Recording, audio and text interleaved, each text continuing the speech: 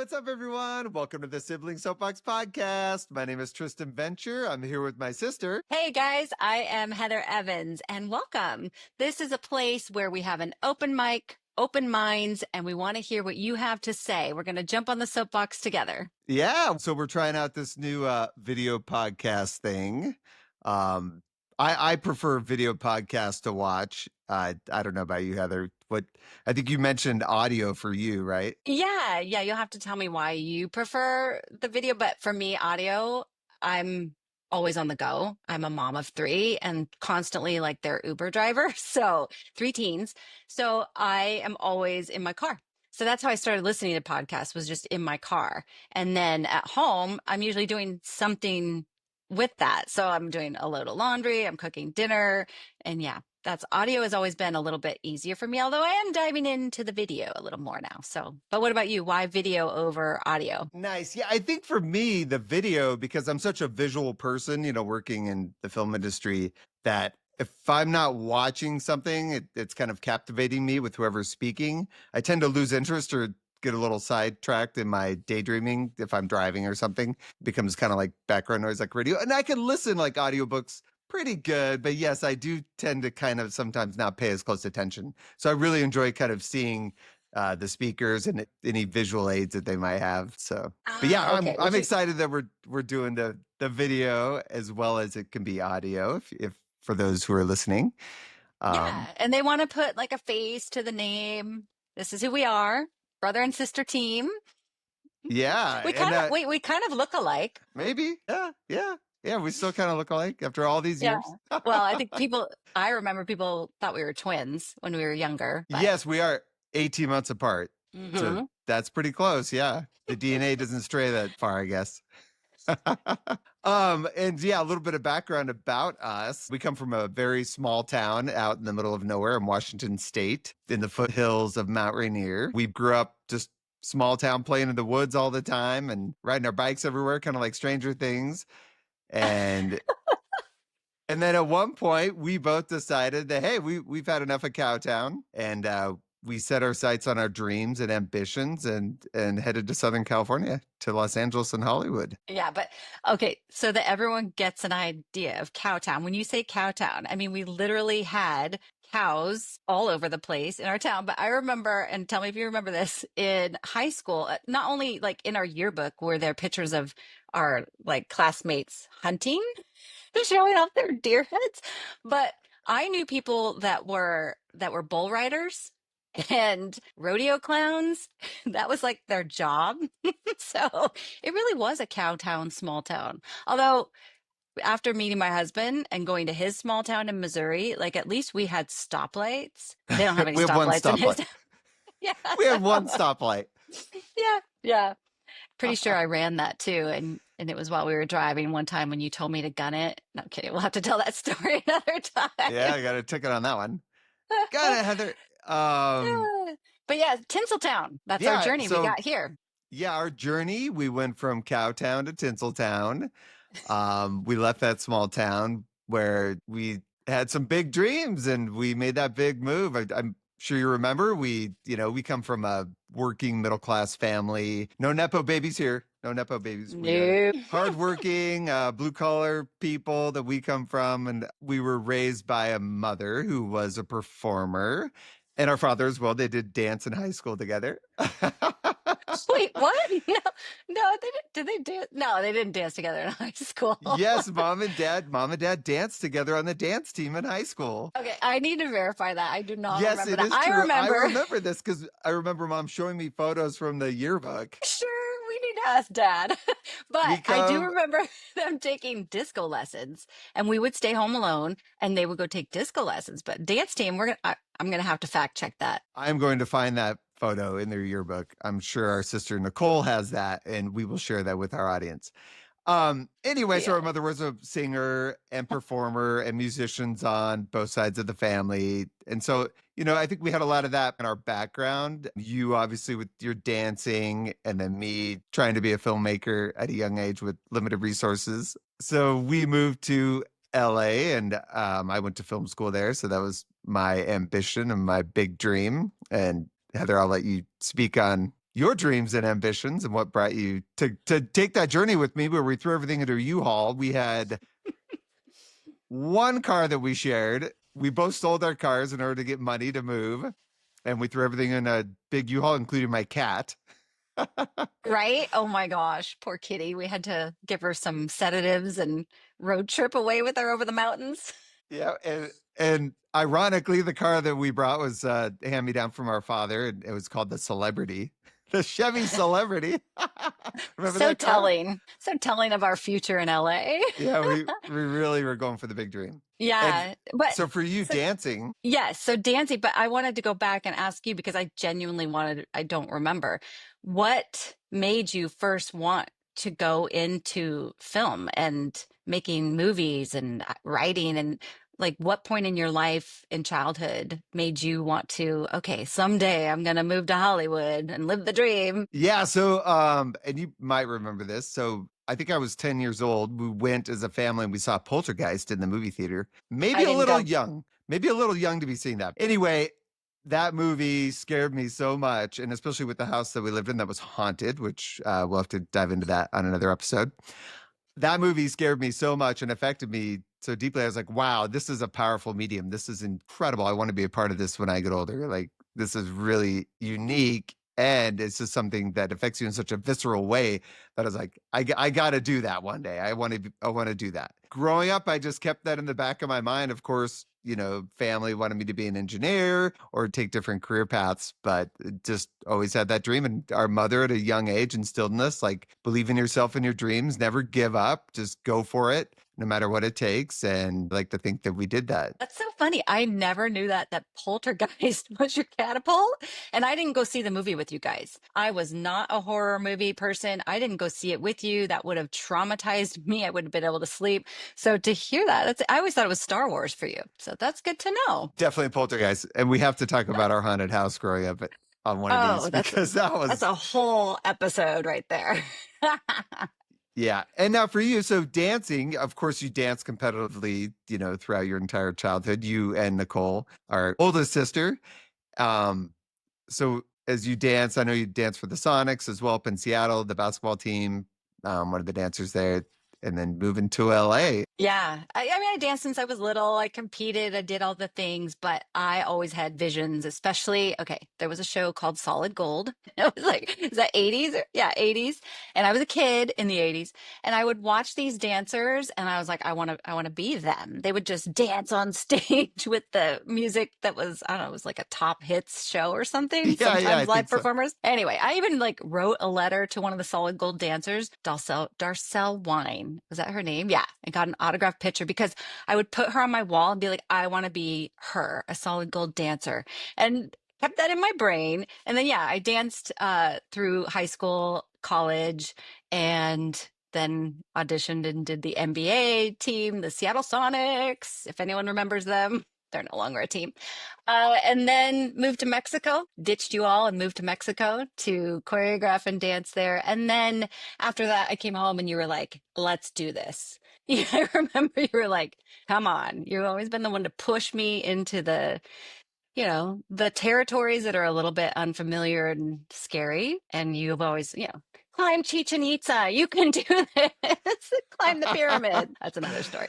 Yeah. So that brought me to like, I want to move to LA. I want to dance in music videos. I want to be like go on tour with artists. And we made the move. And you did it. And I mean, that's such a beautiful dream that you had, and you did, and you're still doing it with your Zumba now, which is so impressive. And, choreography through the years and different dancing and performances with different groups. And yeah, the Clippers. And I mean, that's pretty incredible, especially going from Cowtown to TinselTown and actually achieving the dreams that you set forth with, because I think, a lot of people arrive in the city here with very little money, huge dreams, and it doesn't always work out the best. But just another one of those great stories of saying, you know what, if I don't do this, I won't be happy in life. And so I'm proud of you as your brother that you did it, and great Aw, work. thanks. And You yeah, too. You too. I mean, but it is about the stamina in it, right? Like that's what this industry and the entertainment field, you think maybe that you can come here and it's about overnight success. I'm going to make it big and it's going to happen tomorrow. And you're like, no, this is a grind to do this and stay. And the people who stay in it are usually the ones that find more success. I've seen they don't Right. give up. Yeah, it's a marathon, not a sprint for sure. Yes, exactly. Do you remember when we moved here? We moved into an apartment. It was like sight unseen, right? We had a manager that we contacted, was it through fax or something? And we Yep. we didn't see our apartment. We just like that was the thing about back then that I loved is we took a total chance on this journey to move to Tinseltown, to LA, La La Land. Like we were just like, we're going for it. Sold the cars, like you said, moved down. But we moved into an apartment that had we seen it? Had we even like I remember the manager, we talked to him over like we had to dial the phone and be like, hey, Abe. do you have a place for us to live? Abe. Abe. Yeah, right? I mean, it was we took, if I remember correctly, we didn't even know what it looked like inside. It's true. It's true. I do remember, we made a trip down like prior and we looked at places, but yeah, we didn't know what it looked like inside. It was sight unseen. No, Um, we which were was just happy pretty to have a crazy. place. Yeah, it's crazy. And I think a lot of people have that dream of coming to Hollywood. It's like Hmm. the island of lost toys. You just have people that randomly show up. Glenn did that. Your husband rolled up in his car and everything, all his belongings, and just made it happen. And if anyone in the audience wants to share their experience about that, because I've heard so many great stories of the people we've met throughout our lives who did the same thing. You just kind of go on a whim of like, I have to go there. It's like a pilgrimage. Hmm. I need to go there. Something's calling me. I'm going there. And that's such an exciting time of your life. It's like when you travel, where Yeah. you just go to this foreign place. You don't know anyone, you don't know anything, and you just start doing stuff. And I remember we didn't have jobs and we had to get jobs. And you had your first job. Where was it? It was like a Oh nuclear my God. isotope. Okay. Like, what was that? In all of my, dance history, this is the beautiful duality of me is I will have like these creative jobs and then I have like my like regimented corporate jobs. And I used to work like in dad's office. I was like a receptionist and then an administrative assistant. So when we moved down, I'm pursuing the dance dream, but I'm like, I need something to pay the bills because I've got to pay half the rent here and half of the bills. I didn't have a car and I got on at some nuclear isotope place. I worked in the office, but do you know that they once had, oh, maybe I should say this, like there was like not a spill, but some sort of where I mean, they had to come into the office with the Geiger things to test us to Tiger see. counters. Maybe that explains a lot about how I am Well, now. Heather, I have to say, you would come home from work and you were just glowing. I mean, it was pretty incredible. I was like, I got wow, that work must be glow. good. My job, on the other hand, was, Yeah. What not as was yours, luminous. your first one? Your first one you had Was done it? in Washington, right? Like you had done. Well, so a little backstory here. Our uncles in our family, we had three uncles who owned and operated a locksmithing business, locksmiths, which Mike, James, Danny, hello. Thanks, you guys, for employing me all those years. Um, and so during that time, I had learned a little bit, we'd done some subcontract work with a company called ADT Security Systems. And so when we moved to LA, I was able to get a job with them and I was working in all kinds of different places. But the best part about this is that I really got to know LA and I had my Thomas guide and I would I was just gonna say Thomas died. looking through my pages, and finding my map grids and okay, I'm going here. And I would work my jobs and hey, Us honestly, children, we did not have anything like Waze or Google Maps. We literally had to pull out a book, the Thomas Guide, and like find our route before we start driving, or sometimes during, when we're like leaning over. But I do remember that you went to some places that, that was great for you to start to learn California, Southern California. I yeah. love it. Yeah. I, on the other hand, did not have a car. I would walk from our apartment, like, I don't even know, it was at least 4 or 5 miles to work and back. I would try the bus. The bus was terrible. So I just did this instead. I got in really good shape though, but the walk, I remember coworkers would be like, why is she walking? Like one lady that I worked with, she felt bad for me and she like loaned her car to me for a while when she was out of town. She's like, do you want to just use my car? Yeah, I was that poor kid. It's fine. Made me work harder so I could save up for my $300 Toyota Corolla that I later purchased. But it's all about the dream, right? Living the dream, sacrifices for the dream. And that's what, when you said have people let us know about their journeys into their dreams, I also want to know not just people that were coming to Hollywood, like, what did you guys do at that time in your lives? This is like, you're in your early 20s and you're either you finished college or you finished high school and you just want it. Some people didn't. Some people were perfectly content to stay where they were. For us, it was in our small town, and I think they're still there, and mad respect for that because I wanted to break free. I'm sure you did too. But I would love to hear other people's stories about the dream chasing, right? Like, where did you go and what brought you there and where are you now because of it? Exactly. Yeah. You're chasing your dream and nothing's for certain and you're just going for it. And, you're either going to succeed or you're going to crash and burn. But either way, I think for me, it was I couldn't live a life knowing that I didn't try, succeed or Mm, not. It doesn't matter. I mean, that's kind of my whole story of my life, though, is if I don't try things, if I don't at least try to do it, whether I fail or succeed, I just have to try it. It's like doing a podcast together. You know what? Let's try it because, hey, you never know. That sounds interesting, something different. When we did that show DateMate, and that was kind of a fun little trial, and then that led us into other things, and we can dive into DateMate and talk a little bit about that. But yeah, that was kind of the start of our working together outside of you of course acting in a lot of my films and film school, but yeah, going from there. yeah, I remember Date Mate. I remember it well. And this was a show that for public broadcast, and we were hoping to get picked up on a larger network, but that didn't quite happen. But yeah, we had this great idea of, when you're in your 20s or 30s and you're out there dating in the world, and this is before the big social media influence and before Tinder and all of those things. How do you meet people? How do you, vet people to know they're not crazies or psychos? How do you go through that process in dating? And it was really just about sharing ideas through a platform that was very open and people could come to be on the show as, we're the hosts of just, hey, let's hear about your dating experience so that I can relate to it and kind of feel better about mine because, everyone has their horror stories about dating. And I think there was at that time Match.com. I think that had just come on the scene. Was that around then? I think it Was was it? right around that time because we were kind of like, that was the thing. Do you meet people in bars? Do you meet people at work?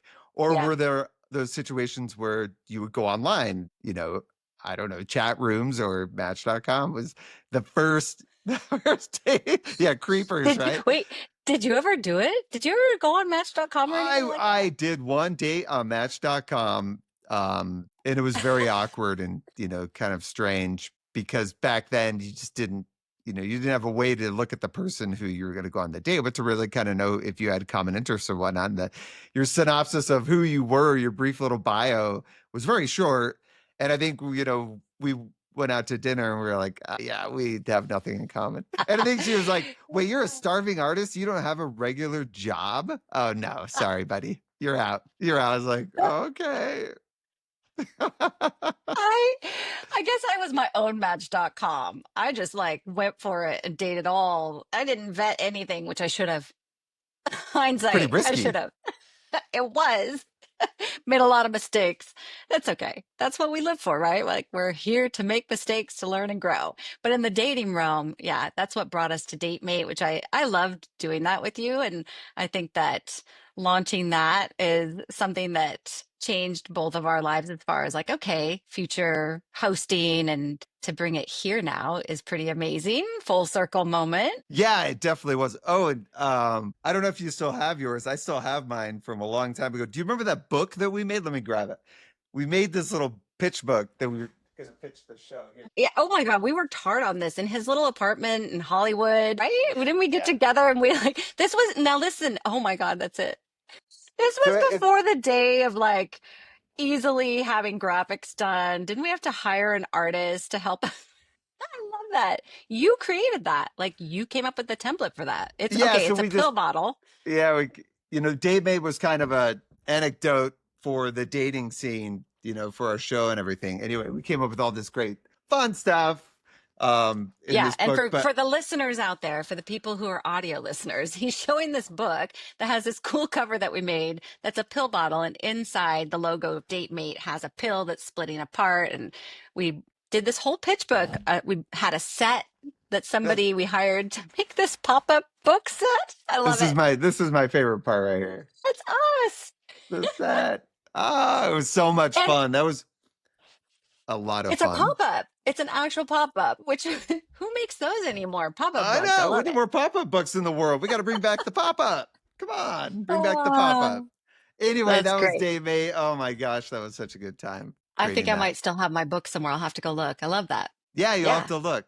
That's kind of a great segue into why we're starting the Sibling Soapbox podcast. That was many, many years ago, and now we're older and we have a lot more life experience, and we've been through the fires and trials of life and adulthood. We both have families now and kids and all that. So I Yeah, I think was gonna we've say it's no longer about dating.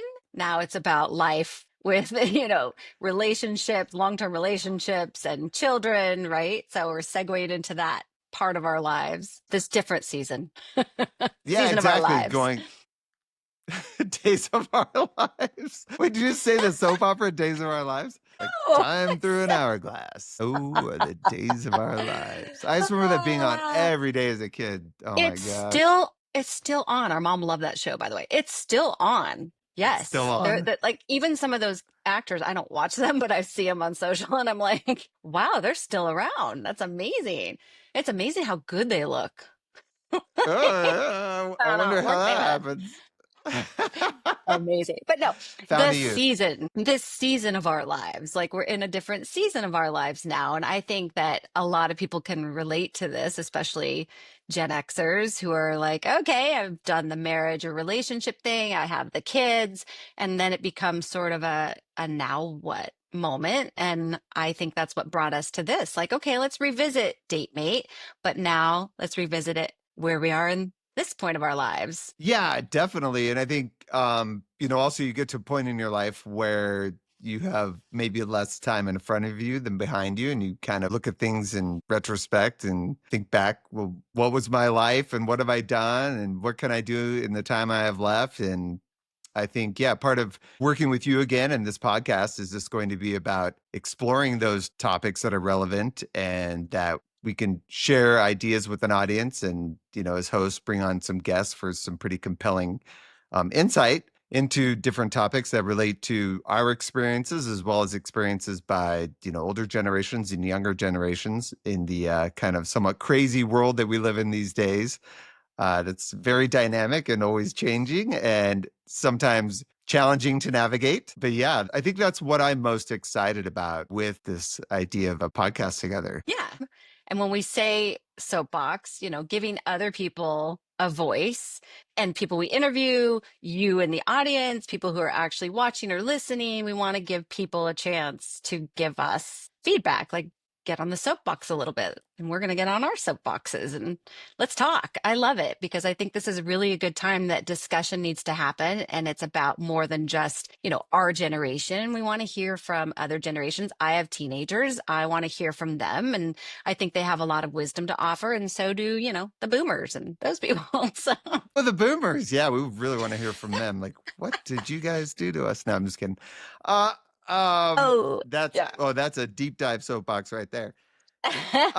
Yeah, so the soapbox, just a little bit of backstory for our audience. Tell the story because I didn't remember when you're like soapbox. And I'm like, I don't remember this, but I don't remember a lot. I think I phased out a lot of things in my life growing up. So tell the soapbox, and then when you told me, I was like, oh, yeah. So tell. Yes, I remember growing up and people in our family, would often say that if they were voicing their opinion about something, and sometimes it'd be on a diatribe that would go on for an extended period, they would be like, "Oh, damn it, Robert, get off your soapbox. What are you still going on and on about? Oh, so and so's on their soapbox," and then they walk out of the room and don't want to be a part of the conversation anymore. So that to me always stuck with me, of someone really wanting to kind of share their thoughts on a particular subject and sometimes they didn't shut up and they just kept going on and on about it. But really, oh yeah, that's it. That's it. When somebody doesn't shut up and then you're like, it's my turn. I'm going to bring my megaphone in and be like, me, listen to me. And that's exactly it, and so we had a very vocal family, one side in particular, that really like to share Oh their god. opinions on things, which was fine. Heated discussions, those are always good in a family dynamic, as long as it doesn't Except get. at Thanksgiving. Thanksgiving dinners. Dear God. I remember some of those where people would get up and leave in that on that side of the family. Do you remember? People would get offended. One person gets on their soapbox and maybe says something that and there was no like, well, I shouldn't say this. There was some discussion, but healthy discussion, healthy back and forth. Sometimes that led to departures. I remember that as a kid, like, Yep. where did he go? And I guess so and so was on their soapbox too long and they got ousted. You're not welcome. But that's not the case here. You're welcome. We are welcoming. So let's talk. That's right. Here on the Sibling Soapbox podcast, we invite you to share your ideas, and we want to really have that open forum so that we can hear different points of view and share them. And, we're not just going to be on that one side where, oh no, we're only doing this political view or this view on this particular topic. We're not going to hear the other side, the other argument. We want to hear both sides, and we really want to go down that rabbit hole of fleshing out all the different ideas that are there, as well as hearing the experiences in order to learn from each other and really have that openness to where, hey, we all have our unique points of view and our unique opinions about things. And I think thankfully in this country, we all have the freedom to share them, and we should be able to share them, especially in a platform like podcasting. Like, hey, let's talk about things.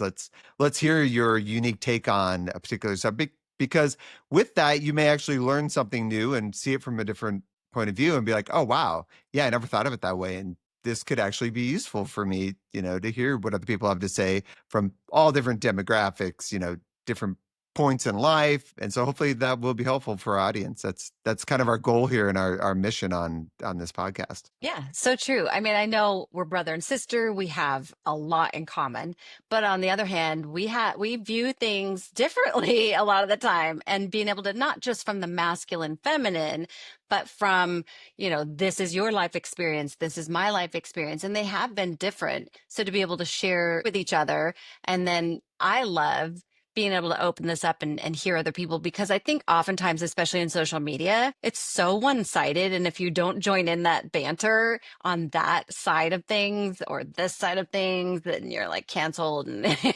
But here we really listen. We want to listen to each other. We want to listen to what people have to say. I think it's going to be important that our soapboxes, they remain a little neutral at times. Like, okay, maybe you don't agree with it, but hear it. Let's hear it. Everybody wants to be heard, right? Like, we're open to it, unless you're absolutely insane and bring some things to the soapbox that are kidding.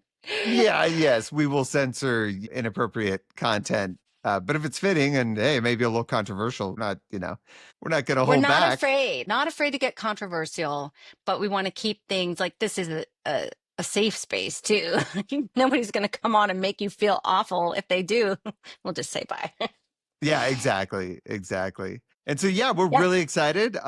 Excited to take this new journey with you. And we'd love it if you'd come join us on the Sibling Soapbox podcast and hear some different viewpoints on topics. And hopefully we create an environment where it's very engaging and people can share things and be open and have a lot of fun with it at the same time. We would love to hear the ideas and thoughts from our audience members, of different topics to explore, as well as guests to have on that we can speak with and interview. And I think with that, it will be an exciting platform. Yes. And I look forward to that too, because I feel like we're going to cover so many different topics that people will be able to jump in. And it's like, whoa, I never thought about discussing that, and really dive into, what makes you think this way. And we want to hear it. And a lot of times I think we will go like to the comments and get feedback that way. And then of course, when we have guests on, explore things and keep an open mind. I feel like all of us are here to just hopefully listen with an open mind and give each other some feedback. But like you said, at the end of the day, let's make it fun and positive. We're going to discuss serious things, but life is so serious all the time. Let's also find the fun in it and laugh. I want to laugh. Let's laugh at these things. Serious Exactly. things, but find some laughter in it. So it'll be great. Yes. So excited. Yeah. So thank you again to everyone for joining us on our first episode. And we hope to have many more Yes. here in the future. And if you would like to hit that like button, we'd really appreciate it. Subscribe, hit the bell, leave any comments of any ideas that you have or feedback. We love to read the comments and have that engagement with our audience. And I think that's about it. I think we're good, right, Heather? Is that? Yeah, no, wait, I have an idea. So just go with this, okay? Open mind. I think we need to dance. So your sister's a dancer.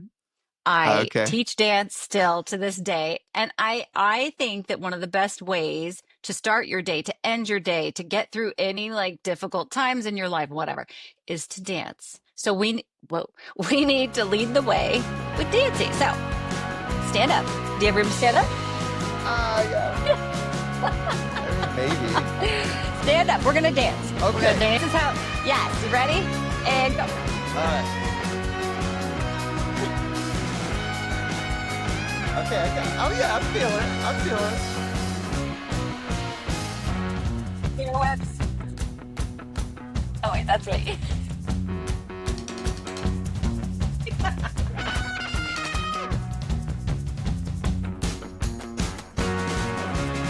All right, here we go. Thank you, everyone. Simply Soapbox Podcast. Hit like and subscribe. We'll see Thank next you. time. Thanks so much for joining us.